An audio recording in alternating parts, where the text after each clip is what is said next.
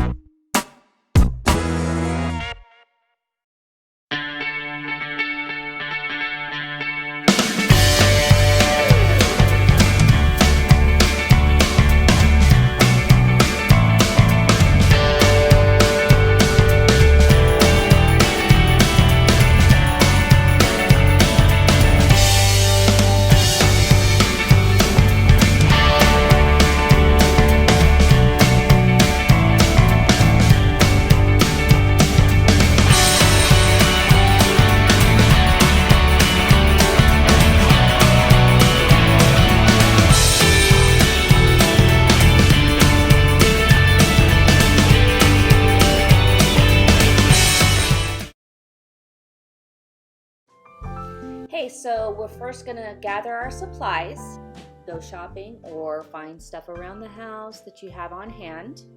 We used a bunch of nuts that we had, holiday nuts, and we gathered our pecans, but then we also put a little bit of the other varieties. First, get all of your ingredients. Get your cake sheet, which is a little bit deeper than a cookie sheet. So I went ahead and bought an actual cake sheet. Get 4 pie crusts. Usually they come with 2 in a pack, but check it out ahead of time. Make sure you have enough. If you plan on making the pecan pie filling, you'll need some sugar, brown sugar, and some butter and some other things, and I'll put that in this description. But if not, then you're just going to need either pumpkin or sweet potato. Oh my gosh, I put pumpkin. Sorry about that. Then cherry, a can of cherry filling. And if you're doing the pecan filling again, then you'll also need Caro syrup. And then I also put parchment paper, which is what I put my crust on. Another thing you'll need to figure out is if you're going to be doing all canned filling or if you're going to be making anything from scratch. So I like to reuse and I don't like to waste a lot of things. So if you do have any pumpkins left over from Halloween, then this is a time that you can use them if they're not moldy, if you did not cut them open and you just had them for decoration somewhere. They are perfectly fresh and ready to go for something like this. So you can either do pumpkin pie, or you can make this sheet cake, or you can even use pumpkin seeds and roast them and basically get the most out of your pumpkin so that nothing goes to waste unless you're going for like the organic type canned goods. This is going to be a better option because it doesn't have the preservatives that many canned goods have, and then the sugar, the extra sugar and spices, you can kind of control that when you do it from scratch. Next up, you're going to need to set your oven to 350 degrees and try to do this after you for sure know what your fillings are going to be and you have it ready. Like if you're doing it from scratch, make sure everything's already boiled and ready before you start your oven. So in our case, we did go ahead and make a sweet potato pie for one of the sections, and we boiled it ahead and then we mashed it inside of the pot, added the sugar and butter that you need for the sweet potato pie, and then we are getting ready to put our pie crusts. So while anything is boiling, you can go ahead and place your pie crust and get it ready. Then you are going to put either your pumpkin or sweet potato option first as your first section.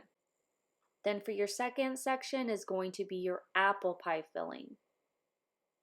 Then next, cherry is up. So if you pick cherry or something else like strawberry, make sure to do your berry section next. Then finally, last but not least, if you're going to do pecan, do that as your last section since it's so liquidy. You want to have those more solid, solidified sections first.